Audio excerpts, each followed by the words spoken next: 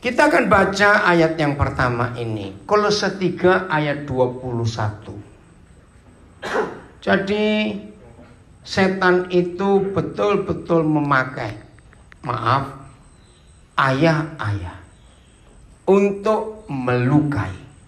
Saya ulangi, setan itu memakai banyak ayat untuk melukai hati manusia.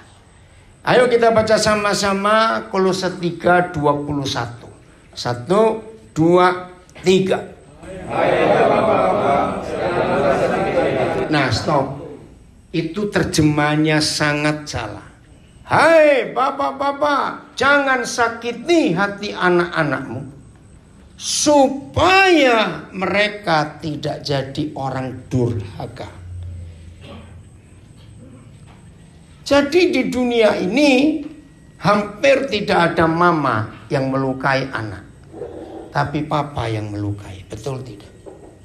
Nah, dari sini kita melihat saudara, setan tahu ternyata yang bisa melukai hati manusia. Saya berkata manusia adalah ayahnya sendiri. Dan kalau ayah itu melukai hati anaknya, anak itu jadi durhaka.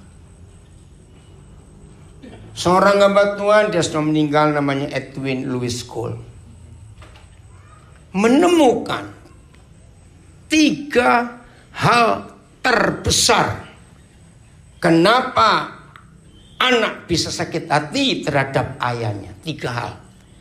Yang belum tahu silakan catat. Nomor 1, ketika anak-anak tahu di depan mata anak-anak ayahnya nyakiti mamanya, jadi suami pukul istrinya, baik dengan verbal, kata-kata, atau dengan fisik.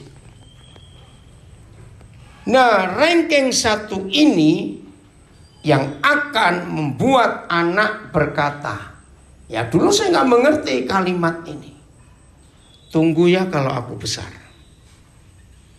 Ngerti nggak maksudnya? Artinya balas kalau aku besar. Nomor 2, seorang ayah akan melukai hati anaknya ketika ayah itu pilih kasih. Tolong perhatikan ini. Anak-anak pasti akan luka hatinya kalau ayahnya pilih kasih. Yang ketiga, tidak tepat janji. Itu pasti melukai hati anak. Dan memang begitu. Nah, di dalam 1 Tesalonika 2 ayat yang ke-10, ternyata salah satu dari 6 figur ayah, salah satu dari 6 di mata anak-anak. Ini firman luar biasa. Sebelum Paulus tidak pernah ada orang yang pernah menuliskan di dunia ini. Sebelum Paulus tidak ada. Jadi Rasul Paulus itu orang pertama di dunia yang memberitahu dunia. Begini, itu hebatnya 1 Tesalonika 2 ayat 10. Saya nanti baca ya. Anak-anak punya hati, punya naluri, punya konsep. Mama, silakan salah, kami terima. Tapi jangan ayah yang salah. Ayo saya ingatkan kepada saudara semua. Waktu kita masih kecil, ya pasti pernah ngalami mama marah pada kita, mama bentak kita atau mukul lah. Papa juga. Pertanyaan saya, kepada siapa kita lebih cepat memaafkan? Mama ternyata. Itu ayatnya. Jadi ada 6 karakter sikap Papa. Yang nomor 3 itu tak bercacat. Papa itu gak boleh salah di mata anak-anak. Wih, berat sekali. Nah, ini yang kita harus tahu. Nah, dari mana saya bisa merubah anak-anak yang dilukai papanya pasti jadi durhaka. Durhaka itu artinya rusak yang parah.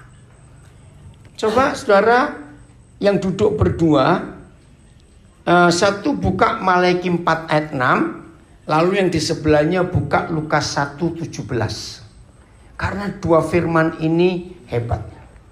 Ya, coba ayo janjian buat grup yang di rumah juga. Ya. Lukas 1:17 dengan Maleakhi 4 ayat 6. Ya, Maleakhi 4 ayat 6, ayo buka. Nah, yang mana ini?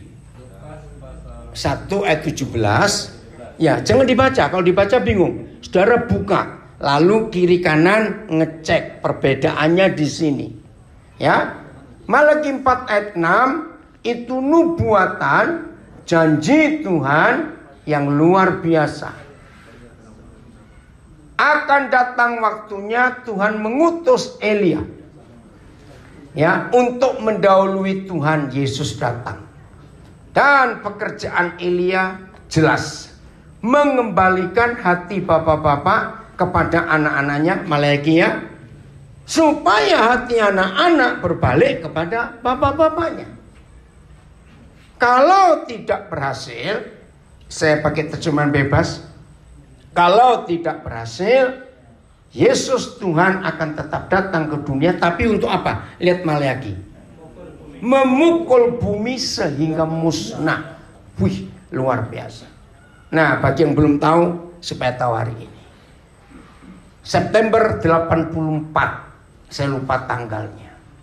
Waktu itu saya di Salatiga, lagi persiapan KKR mahasiswa Universitas Kristen Cata Wacana, 3 hari KKR-nya. September 84. Hari kedua, waktu saya lagi persiapan, Roh Kudus tunjukkan. Dia tanya gini, Daniel, kamu cari kitab mana yang memulai perjanjian baru.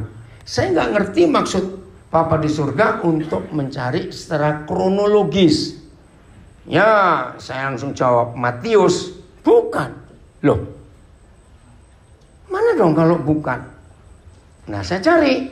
Nah, sebelumnya itu saya sudah dapat pewahyuan tentang Maleakhi 4 ayat 6. Itu tahun 80, kira-kira bulan Agustus. Nah, ini September 84. Hah? Kok bukan Matius? Itu kan urutan. Tapi kronologisnya secara waktu saya nggak pernah tahu. Nah, saya berpikir yang mana ya? Ternyata Injil Lukas.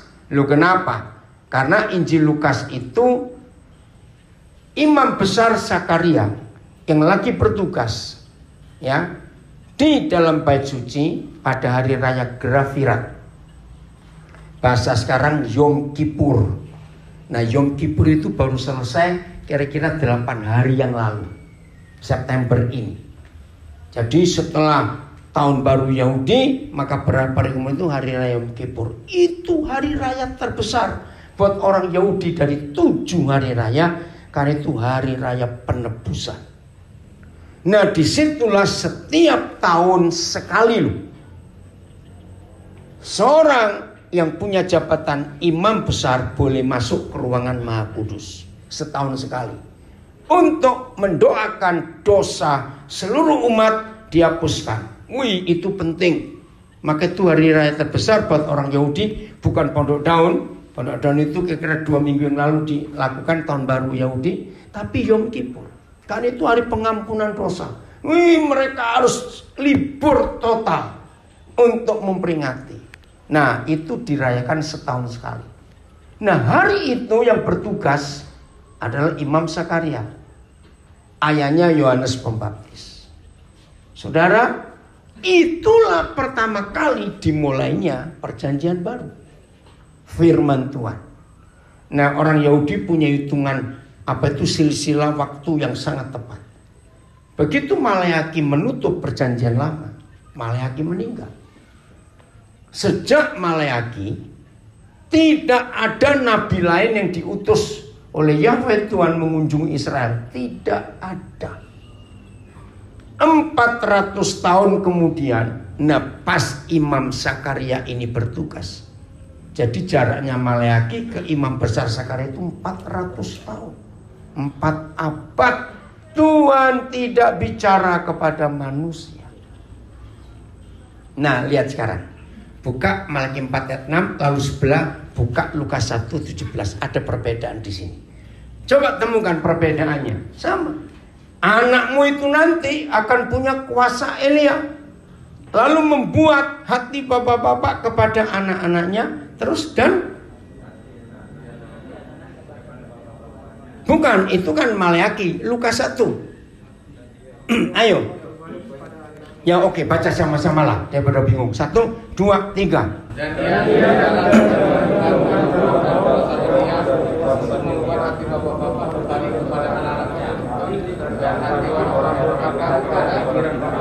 nah, stop dulu.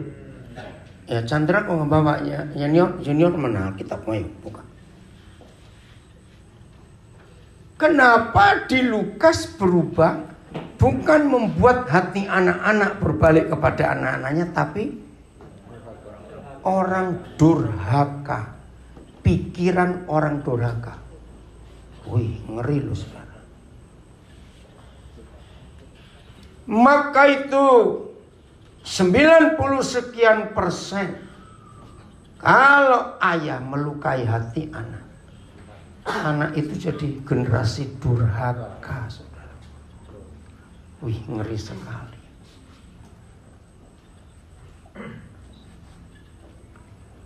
Dan bersyukur kepada Tuhan. Ben, kamu matikan aja suara. Bersyukur kepada Tuhan, pelayanan yang Tuhan percayakan kepada kita semua. Kan pelayanan ini, maka itu lihat di antara kita. Maka itu bagi beberapa saudara yang sampai hari ini sekian lama bergabung dengan kita di sini, tapi masih belum bisa mengerti pelayanan ini. Hari ini minta anugerah Tuhan. Kalau di Maleaki ancamannya apa? Memukul bumi sehingga musnah, hancur. Musnah itu nggak cuma hancur, habis sudah. Tapi dalam perjanjian baru Lukas 1:17 masih ada pengharapan. Begitu gereja berhasil membuat ayah-ayah bertobat, ada kalimat apa? Ayat 17-nya. Lihat, ayat apa? Dengan demikian, pelayanan itu akan membuat generasi yang umat yang layak bagi Tuhan. Nah, kalau Tuhan mau datang menemukan umat yang layak baginya, apakah Tuhan tetap akan memusnahkan bumi? Jelas tidak. Wih, begitu Roh Kudus tunjukkan itu, saudara, ini satu-satunya pewahyuan yang saya terima dari Roh Kudus, membuat saya meraung, menangis. Saya di kamar kos salah satu mahasiswa. Saya masih ingat di gang kecil namanya Gang Kemiri Rejo di Salatiga. Saya menjerit, meraung, saya pukul-pukul lantai. Sampai saya digedor oleh mahasiswa yang di sebelah kamar itu, dikira kenapa. Nah, Sabtu malam kemarin, kok Sabtu ini hari apa sih? Oh, Selasa, Minggu malam. Setelah sekian puluh tahun, tiba-tiba ada salah satu mahasiswa yang jadi panitia waktu itu ketemu saya lewat Zoom, lalu telepon, kami ngobrol cerita tahun 80-an. Aduh, saya tanya ini, tanya itu. Ada yang sudah meninggal juga. Kaget. Dia ketemu saya di Zoom hari Sabtunya. Nah, Minggunya kami cerita. Termasuk bagaimana hasil KKR pada waktu itu. Nah, maka itu sejak tahun 84 itu saya memutuskan ujung tombak pelayanan yang Tuhan percayakan, yaitu mengembalikan hati bapak-bapak. Dan jadilah seperti ini sekarang. Mengerti? Nah, hidup ini sungguh luar biasa. Oke, saya stop dulu. Ada yang mau tanya sampai di sini? Ayo, ya silakan Pak Immanuel. Tadi kan ada... Dengar nggak? Bisa dengar? Kalau nggak sini masuk dong, karena ini ya. Oh bisa pakai tiap. Nah ini Pak Guru Immanuel, dia orang Nias Selatan. Saya ketemu Pak Immanuel itu bulan Mei nggak salah tahun 90 di Padang. Ya, oke, lanjut. Tahun 90 ya? 90, oke. Yang saya mau tanya seperti ini. Tadi kan dikatakan jangan melukai hati anak. Ya. Itu kan idealnya. Tapi kenyataannya kalau kita mau jujur kan. Kalau apa? Kalau mau jujur kenyataannya kan banyak yang melukai. Ya. Nah, bagaimana mengembalikan hati yang sudah terluka sehingga hubungan antara bapak dengan anak bisa kembali? Iya. Oke, pertanyaan bagus. Ada 3 langkah. 1, saya mulai dari kalau ayahnya sudah nggak ada atau nggak ketemu lagi. Nomor 1. Maka saudara dan saya yang diizinkan Tuhan ketemu orang seperti itu, kita harus menjadi wakil ayahnya. Kita menjadi wakil ayahnya orang itu. Nah, di sini unik. Ternyata tidak harus yang lebih muda dari kita untuk kita mewakili ayahnya. Ternyata bisa yang lebih tua. Nah, dari mana ayatnya? Coba saudara lihat Kejadian 45 ayat 8. Salah satu yang Tuhan pakai untuk menyembuhkan hati Raja Firaun itu kehadiran Yusuf. Umur Yusuf jelas waktu dia jadi raja itu umur 30. Nah umur Firaun gak dijelaskan. Bisa juga lebih muda. Tapi dalam logika kita ya kemungkinan besar Firaun lebih tua lah. Baca ayat 8 Kejadian 45. Kalimat pertama 1, 2, 3. Jadi bukan kamu yang menyuruh aku ke sini, tetapi Tuhan, Dialah yang telah menempatkan aku sebagai bapak bagi... Nah, stop dulu. Yang telah menempatkan aku sebagai bapak bagi Firaun. Nah, ayat itu yang Tuhan berikan kepada saya.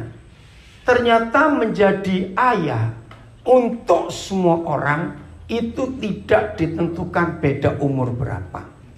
Tapi begini, seorang ayah yang menonjol dalam karakter sifat kepribadiannya adalah memberi rasa aman. Tolong catat, ini penting. Memberi rasa aman. Maka itu lihat dalam komunitas kita yang ngikuti dari mana saja, ini yang Tuhan tanamkan di antara kami. Sudahkah orang-orang tertentu kalau berjumpa saudara, ngikut ya? Sudahkah orang-orang tertentu kalau berjumpa saudara, mereka itu rasa aman, rasa nyaman gak?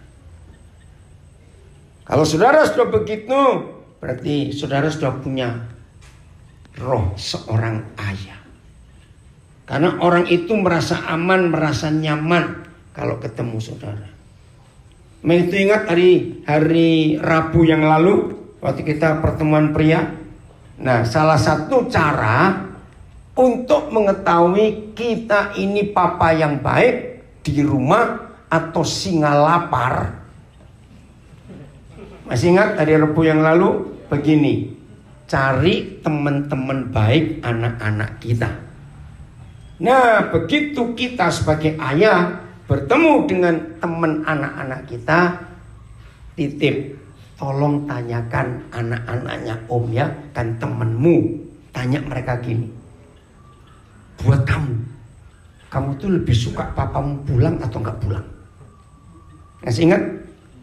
Kalau sampai temannya anak-anak kita jawabnya serentak, wih kami lebih senang kalau papa nggak pulang.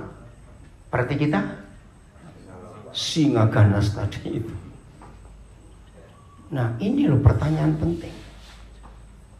Maka itu dalam hidup saya, walaupun gak banyak, tapi ada berapa orang yang umurnya jauh lebih tua dari saya, manggil papi.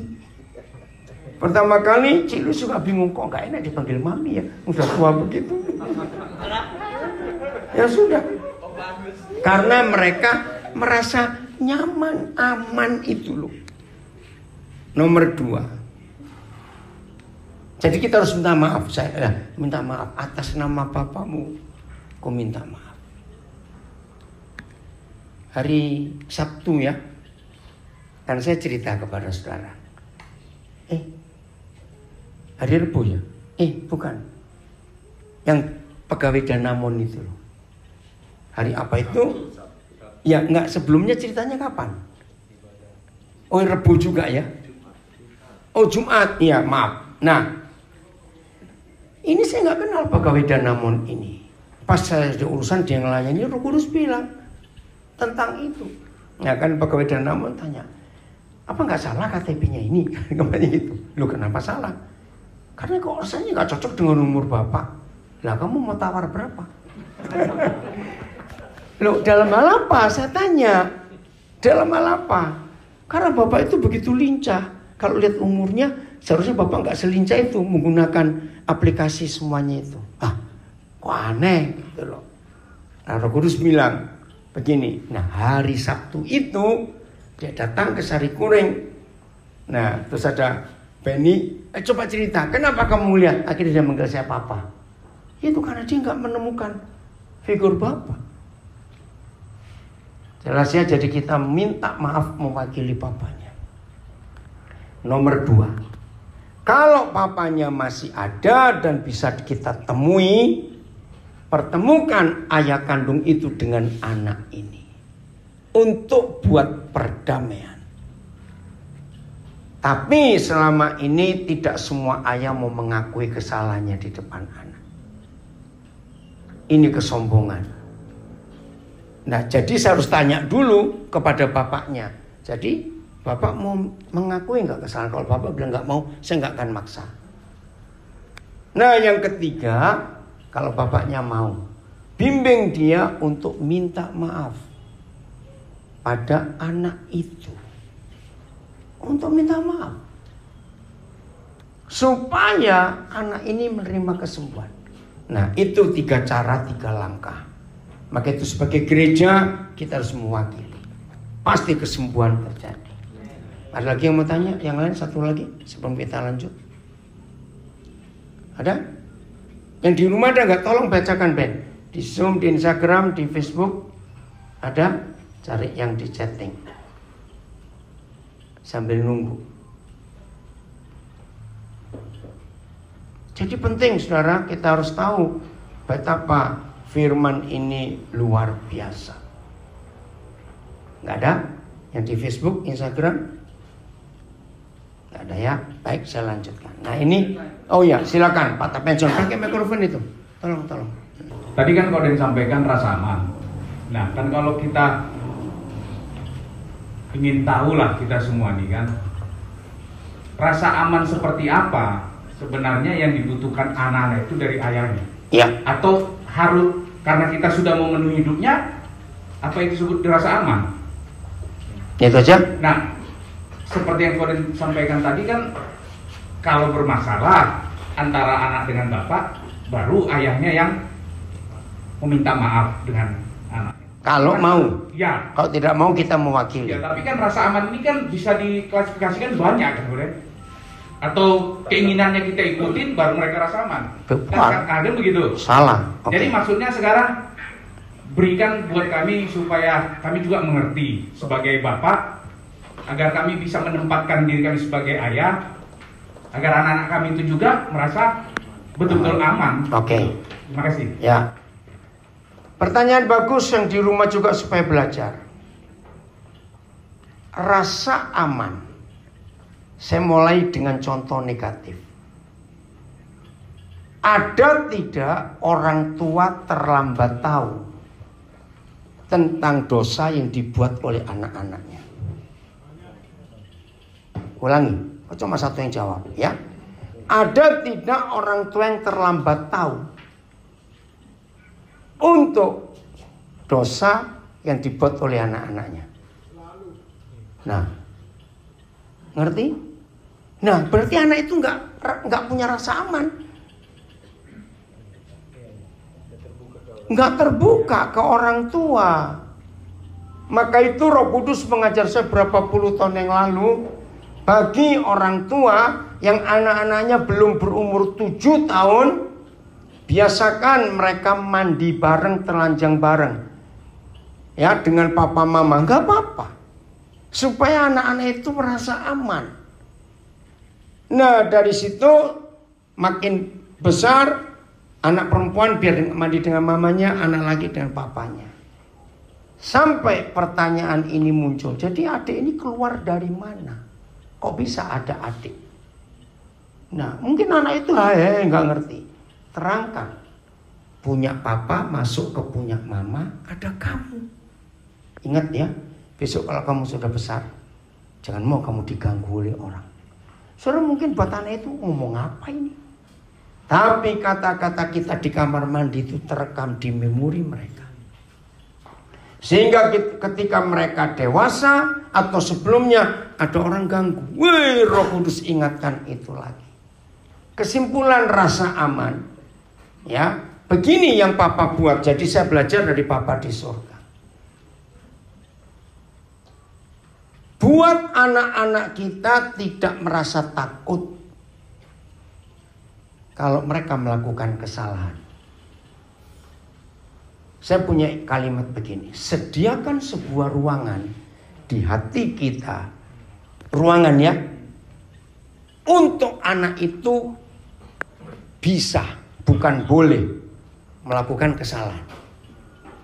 Anak-anak yang punya rasa aman ketemu papanya, anak itu nggak takut buat salah loh. Karena begitu anak itu buat salah, kita membimbing, kita mengarahkan. Itu rasa aman, son. Bukan karena kebutuhannya terpenuhi, tidak. Nyaman kalau ketemu. Ya, mungkin buat istilah kita aman dan nyaman. Jadi anak itu nggak takut. Contoh, berapa kali kita menemukan jemaat yang masih ngerokok? Begitu ketemu pendetanya langsung rokoknya dibuang. Ngerti nggak itu? Contoh itu, berarti nggak aman. Ya, jadi izinkan anak-anak kita ada ruangan kita sediakan untuk bisa, bukan boleh loh, beda ya. Karena tanpa melakukan suatu kesalahan, seorang manusia nggak akan belajar tentang kehidupan. Jadi nggak apa-apa. Maka itu kemarin siang, saudara, kemarin siang ada satu keluarga orang Nabire maksa datang mau ketemu, mau bicara tentang sesuatu. Ternyata mereka datang bawa anaknya yang pertama. Nah, saya nggak tahu. Begitu masuk ke Bethlehem, saya lihat anak ini tertekan sekali. Masih kelas 6 SD. Saya pikir loh, dengan mama papanya takut anak ini. Nah, rupanya ya karena jemput sekolah jadi sekalian. Akhirnya tidak bicara tentang apa yang jadi pokok. Mau ketemu bicara soal anak. Saya cuma sampaikan begini ya. Maaf ya, udah selesai pembicaraan kita sudah. Boleh nggak saya ngomong ini? Ada apa? Anak ini sudah capek mendengar 2 kata dari kalian. Jangan, tidak boleh. Saudara, waktu saya sampaikan biasa saja.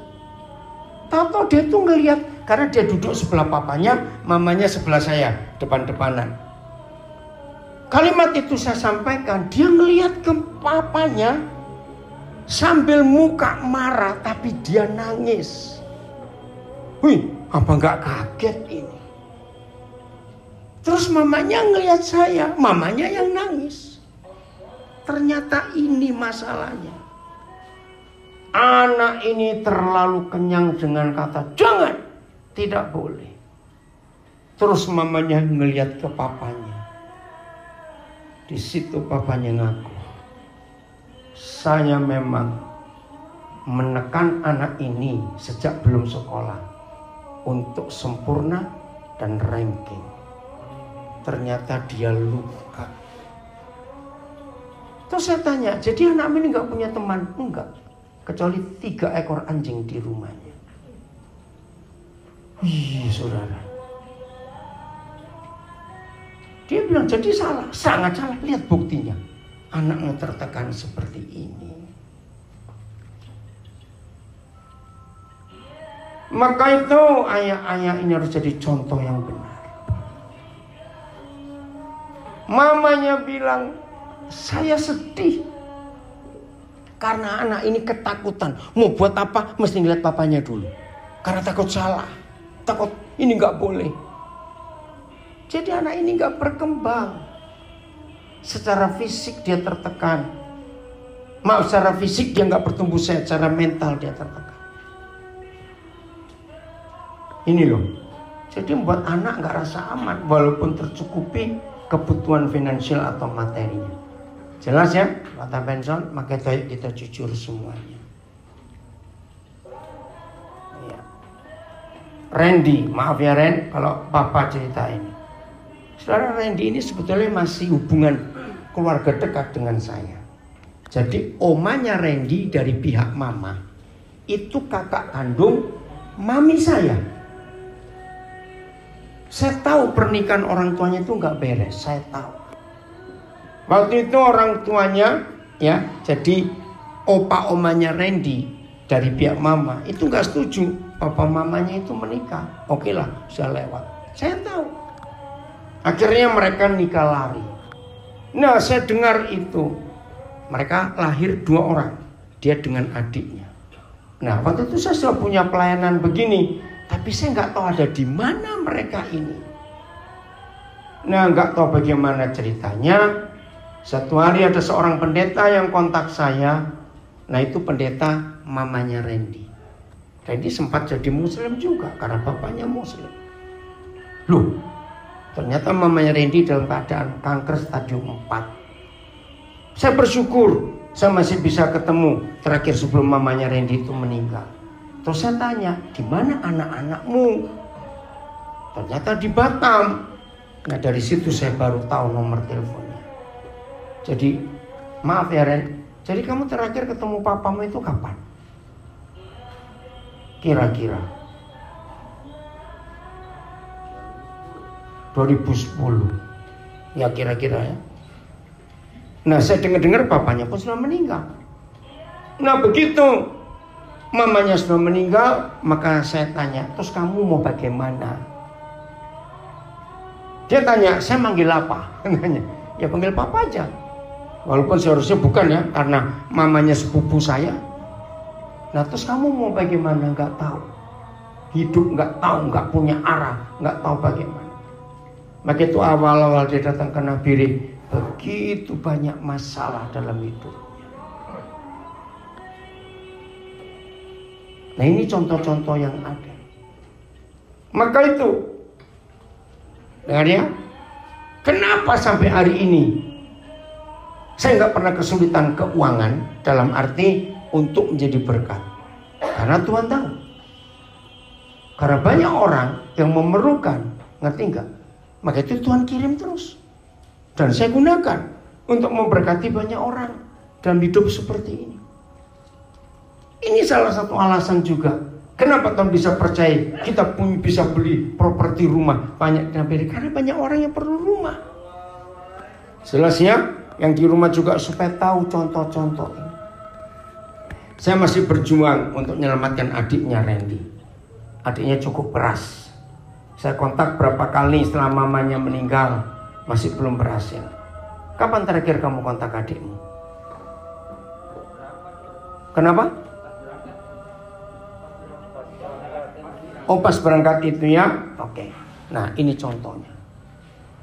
Jadi saudara, ayo sebagai gereja, sebagai tangan Tuhan, sebagai wakil Tuhan, kita cari orang-orang hancur seperti itu. Amin. Yang terakhir, nah ini kisah lain lagi. Saya ingin cerita, hidup kalau nggak punya pilihan itu enak sekali. Kok nggak amin? Loh, terus gimana? Saya ingat kata-kata Agus tadi.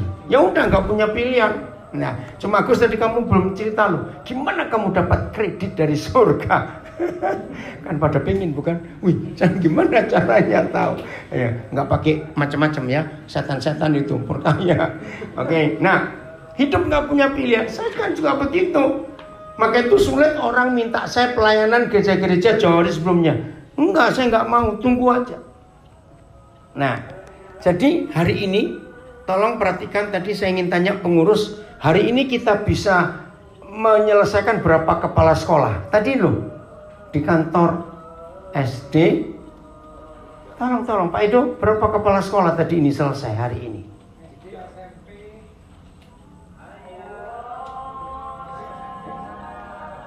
Oh ya, SD, SMP, SMK, mana? Enggak tadi. Oh, yang di Manowari. Jadi berapa kepala sekolah selesai hari ini? Kita putuskan 4. Nah, tolong ya dengarkan. Seharusnya rapat untuk memilih kepala sekolah itu lama atau cepat? Memilih kepala sekolah loh, satu aja dulu. Ayo umumnya yang suka berorganisasi, lama atau cepat? Lama. Mesti ini, mesti itu. Nah, hari ini Tuhan berkati kami, kesaksiannya yang di rumah supaya tahu. Milih kepala sekolah itu nggak gampang, betul tidak? Nah, hari ini, ya itu kebiasaan saya. Ya, saya setiap kali bangun pagi, saya pasti ngomong, Papa ini saya, terserah. Masih ingat istilah apa yang ada kesaksian viral? Acong, Tuhan ini oe, gitu, merengah enggak? Pernah baca ya gitu? Itu kesan luar biasa itu. Dia nggak doa macam-macam, Tuhan ini oe. Oh, akhirnya Tuhan nemui dia betul-betul. Nah, itu saya, Tuhan ini saya. Pagi ini mau ngapain terserah. Hari ini saya nggak punya pilihan karena cuma ada ibadah sore ini saja. Ya udah. Ternyata pagi-pagi salah satu toko ya di Nabire kan baru buka. Saya dipanggil untuk mendoakan. Saya dijemput. Nah, harusnya dengan video, tapi ternyata video ada acara sendiri. Ya udah, begitu selesai jemput dia ngomong-ngomong, minta didoakan tokonya. Oh yaudah, saya telepon Pak Edo sekaligus karena saya nanti setelah dengan dia saya akan kemana saya juga belum tahu. Begitu saya telepon, ternyata Pak Edo sudah perjalanan menuju ke arah toko itu. Hebat enggak? Jadi nggak sampai 2 menit Pak Edo nyampe. Ya udah, terus doa. Nah, selesai doa, Edo tanya, Koden mau kemana? Ikut aja, enggak punya pilihan kok. Ya toh, ya ikut saja, enggak ada apa-apa. Enggak taunya dibawa ke kantor. Loh, ternyata ada pembicaraan tentang kepala sekolah. Jadi nggak ada pengumuman rapat segala macam. Santai saja sambil ngomong, sambil balasin WhatsApp ini. Menjawab telepon juga. Langsung nggak sampai 1 jam 4 kepala sekolah beres. Bayangkan. Aneh bukan? Maka itu bertahun-tahun saya mimpin organisasi begini ini. Hidup itu kalau nggak punya pilihan enak. Bukan berarti nggak punya planning loh, beda. Semua planning, semua rencana yang saya buat setelah Tuhan memberitahu. Nah, ini kesaksian lagi. Maaf ya, cuma cerita aja. Kan saya baru pulang dari Amerika. Ya, kami berempat. Ya, pulang. Nah, akhirnya karantina 7 hari. Jadi pas 2 bulan itu. Kami berempat terus bareng-bareng. Nah, sudah. Saya nggak ada pilihan juga. Setelah dari Nabire kemana? Nah, tiba-tiba Cik Louis, Mami Louis, itu mikir. Gimana ya? Saya ini mau itu. Kan saudara ini Cik Louis ini hebat. 11 Maret 2020 tiba di Nabire. Sampai hari ini belum pernah keluar Nabire. Ya udah saya bilang, ayo ke Amerika lagi aja. Loh, terus kamu gimana? Kan dia mikir jadwal saya gimana. Lah, masih pandemik, semua pelayanan lewat Zoom kok bisa dikerjakan di mana saja. Terus, ya udah kalau mau berangkat ke Amerika, ayo berangkat. Gitu. Kan gampang bukan, karena nggak punya pilihan. Maka tuh orang-orang heran, loh kamu berangkat ya. Terus kami ngecek uang, ngecek tiket. Wih, dapat tiket murah. Bayangkan dari Jakarta ke Los Angeles pulang pergi itu nggak sampai 16 juta, saudara. Padahal sekali jalan dari Nabire ke Jakarta itu 6 juta. Coba bayangkan. Loh, kok murah tiket ini? Singapore Airlines lagi. Ya ini mumpung promo. Oh ya udah, langsung kami ambil loh, murah begitu. Nah, masalah sekarang duitnya. Iya toh, nggak usah repot. Ya udah. Akhirnya saya ngecek ATM saya, Cik Luis ngecek ATM. Oh ada, ya udah langsung bayar saja. Itu loh. Maka itu ketika, loh kan kamu tuh baru pulang Amerika. Saya selalu tanya, apa nggak boleh pergi lagi? Loh betul, orang kan mikir, loh ini apa-apaan? Dia habis gimana? Ini istri harus ke sana ada urusan, kan harus karena dia masih paspor sana. Ngerti nggak contoh ini? Karena saya nggak punya pilihan apa-apa. Nah, terus sebelum ngurus tiket, ya sebelum mikir soal ke Amerika, ada satu sinode namanya CMC, itu minta Pak Daniel, kami ingin retreat pendeta-pendeta kami. Pak Daniel aja nentukan tanggalnya. Loh, kok saya nentukan tanggalnya? Ya karena Pak Daniel pembicara utama. Ya saya, kenapa? Oh sekalian panitia. Oh betul, dengerin dulu ya. Udah. Saya cuma diam. Papa tanggal berapa? Saya kan nggak tahu. Nah ternyata diingatkan akhir November. Jadi tanggal 30 November, 1 dan 2 Desember. Oh ya. Lah saya juga nggak tahu ini dari mana nanti. Ini belum mikir Amerika, masih baru pulang Amerika kok Ya udah tanggal ini, saya bilang, oh, baik. Nah betul Pak Panson bilang, beritahu saya ada berapa pendeta yang nggak bisa bayar. Nanti saya bayari. Kok nggak ada yang ngamen sih? Ini aja. Ini banyak pendeta loh. Yang di situ, maupun di sini.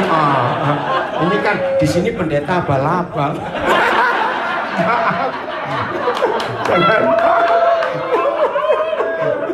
Jangan marah ya. Loh, kenapa? Hebat ini.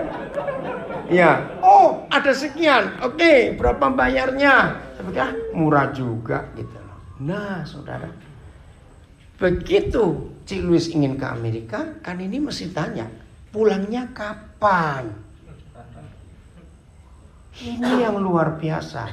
Terus saya tanya, tiket promonya sampai kapan? Itu dulu paling penting. Ya toh? Nah sudah, ternyata lu bisa pas. Tanggal 22 November dari Amerika balik ke Indonesia. Tiba tanggal 24, kan mesti karantina dulu. Bisa pas loh tanggalnya. Wih, sampai luar biasa Tuhan itu. Ngerti nggak ini loh? Nah itu kalau hidup tuh nggak punya pilihan, enak sekali. Udah, nah Desember itu ada 2 pernikahan. Saudara kalian juga, 1 tanggal 4 di Surabaya, 2 tanggal 11. Nah nggak tahu bagaimana keluarganya Cik Luis minta kok bisa jangan ikut pulang lah November itu, tundalah. Oh ya udah, karena sudah berapa tahun nggak ke Amerika. Nah akhirnya dapat lagi masih promo tanggal 3 Januari itu bisa balik. Ya udah, tapi saya harus balik dong, ada retreat, ada pernikahan segala macam. Nah saudara, ini kesaksian yang luar biasa. Oke, tanggal 4 saya minta itu siang hari karena saya ingin balik lagi ke Nabire. Karena dari Manokwari minta Natal tanggal 6. Ya pas waktu itu toh 4 ya. Ternyata tadi pagi begitu selesai dengan doakan toko itu, Pak Edo ke toko sebelah. Nah toko sebelah ini salah satu majelis GBI Karangmulia. Nah terjadi pembicaraan. Kenapa ini Pak ini kok jarang khotbah? Ya tanya pendetamu, kenapa gak diundang? Repot. Nah sudah, ya udah saya tanyakan ya. Saya pulang dari rapat di kantor milih 4 kepala sekolah. Cik Luis bilang tadi tak Banson cari, diminta khotbah di Karangmulia. Loh kok cepet bener? Baru berapa jam ini? Saudara dengar? Khotbahnya Natal GBI Karangmulia tanggal 5 Desember sore. Lo ngerti gak maksudnya? Jadi gak salah tanggal 4 itu saya selesai pemberkatan nikah langsung berangkat. 5 sore pagi saya bisa berangkat ke Manokwari untuk Natal di sana. Ngerti gak cara Tuhan ngatur itu? Betul? Maka itu yang suka pusing-pusing, berarti hidupmu terlalu banyak pilihan. Maka itu kamu bingung sendiri. Serius loh, hidup kayak gitu enak sekali. Maka itu kalau orang melihat saya ini kan sibuk, Pak, saya sangat sibuk. Tapi sibuk saya tidak membuat saya stres. Ya, betul. Banyak orang berkata, Koden itu aneh. Pendeta sekelas Koden itu paling tidak punya sekretaris. Terus saya sering guyon, ya kamu yang bayarnya. Bagaimana punya sekretaris? Cilwe saja bingung ngatur jadwal ini mau bagaimana. Nanti kalau saya punya sekretaris ngerepoti saya, tanya jadi tanggal berapa, jadi tanggal berapa. Ya ngurus sendiri aja daripada tanya. Ngerti ya? Contoh ini. Nah itu loh. Kenapa Tuhan bisa bicara pada Abram untuk meninggalkan negerinya? Karena Abram itu gak punya pilihan. Jadi Tuhan akan lebih banyak bicara kepada orang yang punya pilihan. Nah, setelah diberi pilihan oleh Tuhan, baru kita ngatur rencana dan jadwal. Mengerti enggak? Berarti jadwal itu jadwalnya siapa? Jadwalnya Tuhan. Ya udah. Saya masih ingat saya beri ilustrasi, kalau ada sales kerja di suatu perusahaan besar dan dia suruh kanvas,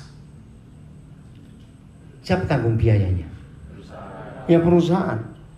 Nggak mungkin suruh pernah sendiri. Nggak mau dia. Nah seperti itu. Kalau kita mengerjakan jadwalnya Tuhan, dia yang bertanggung jawab atas hidup ini. Jadi enak sekali. Oke? Oke.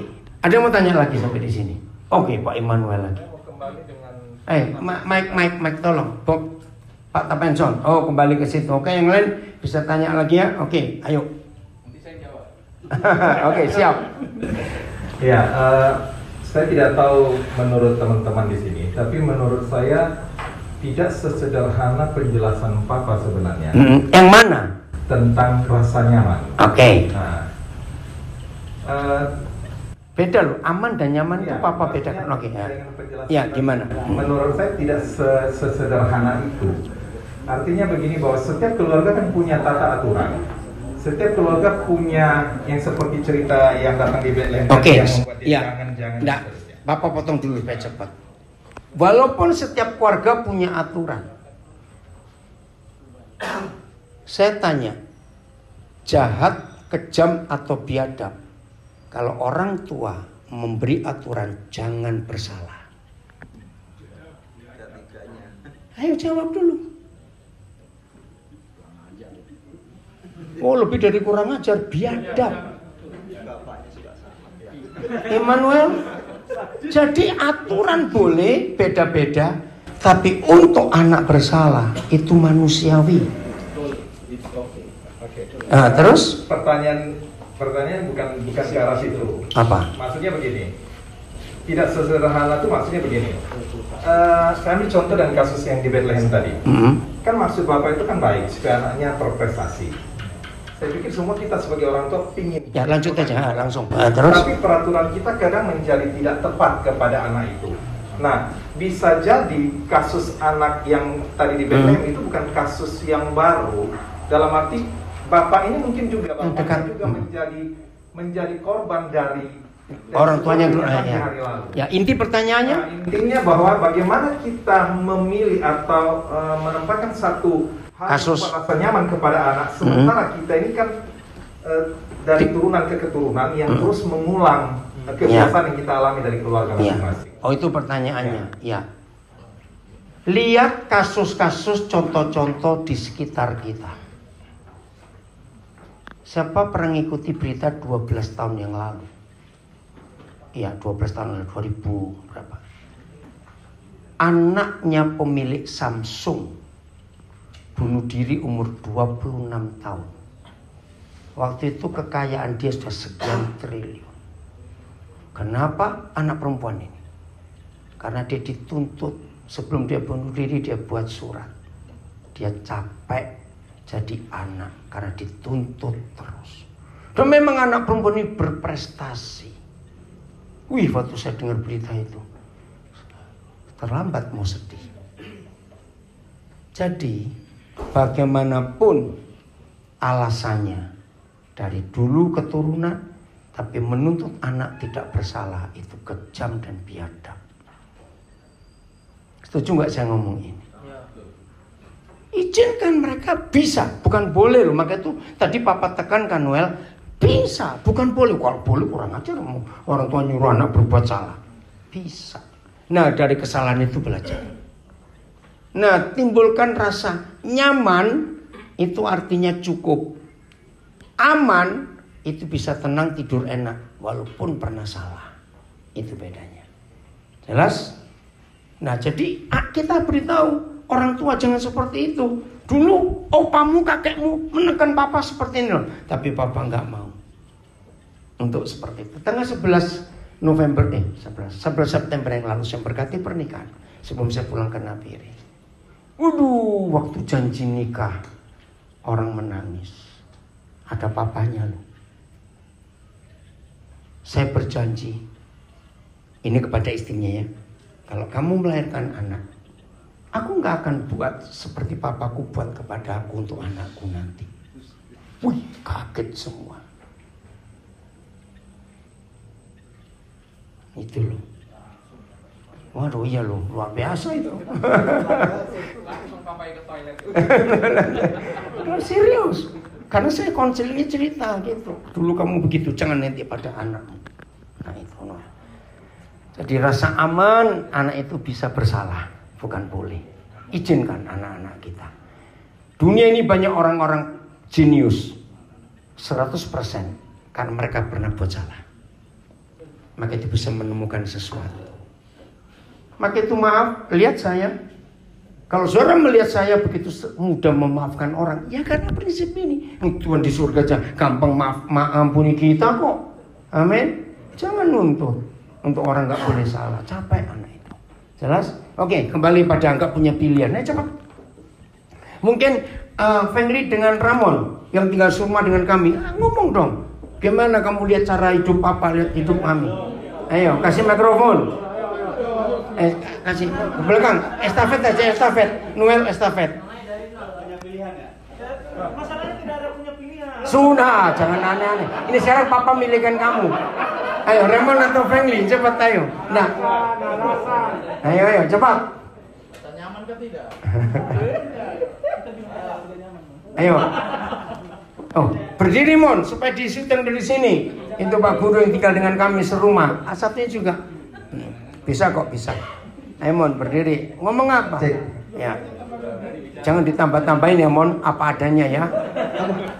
Cerita tentang apa Bapak ya? Di rumah. Tadi itu loh, kamu kan sudah dengar Papa nerangkan apa? Siapa itu? Siapa? Oh, datang telat, ngomong lagi. Kenapa terlambat tadi Pak Gembala ini? Dari mana? Kenapa terlambat? Oke Mon, ayo. Iya sih memang Papa selalu mengajarkan untuk tidak punya pilihan di rumah. Saya sama Fengli, kalau misalnya ada saudara-saudara yang bawa makanan banyak ke rumah, memang kami tidak dikasih pilihan, harus menghabiskan makanan. Itu bukan itu ah. Jadi mau nggak mau harus makan, jadi itu kan nggak dikasih pilihan. Makanya papi mami kurus kalian bubuk. Jangan ini, bukan itu ah, kamu tuh cerita serius. Lihat hidup kami bagaimana gitu kamu tuh ah. Apa ya? Susah tuh. Mungkin kalau nyaman dia nggak tahu. Pokoknya ya kalau kegiatan bakti ya cerita. Yang kuat. Kalau kegiatan, Ya. kalau kegiatan papi tuh pasti yang selalu kami perhatikan tuh setiap malam tuh pasti tidurnya di atas jam 12 malam tuh. Nggak tahu ngapain, main-main HP kan. Awas kamu ya.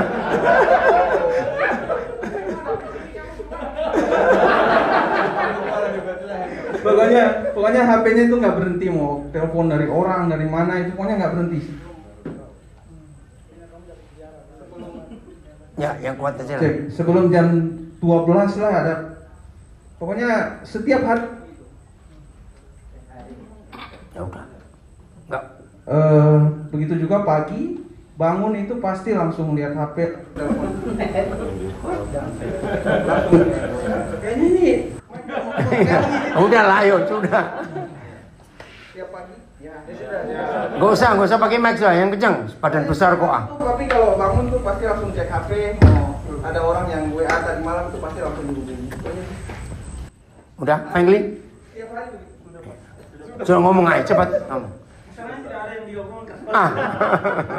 Oke, ada yang mau tanya sampai di sini? Satu lagi? Ayo. Ada? Jadi yang di rumah ya, hidup seperti itu. Selalu menunggu Tuhan yang buat acara, buat rencana.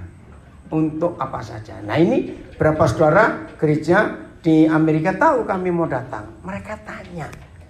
Jadi ini setelah kalian ke rumah kakaknya Cik Louis terus mau kemana? Belum tahu, saya bilang. Karena mereka juga ingin kami kunjungi mereka ke kota masing-masing. Bilang, tunggu saja. Karena belum ada rencana, gak tahu nanti sampai sana pun bagaimana, lihat dulu. Nah, saudara-saudara mikir apa kalau seperti ini? Bukan berarti gak punya rencana, karena Tuhan memang belum bicara mau buat apa. Nah, cuma satu yang sudah ketahuan, tanggal 30 Oktober di Los Angeles, California, mahasiswa-mahasiswa Papua mau dikumpulkan. Kira-kira sekian puluh. Nah, itu saya siap kalau itu. Itu. Di yang lain masih belum tahu. Sudah? Cukup? Tepuk tangan buat diri sendiri. Hiduplah dalam kebenaran ini ya, selalu jadi berkat dalam hidup ini. Oke.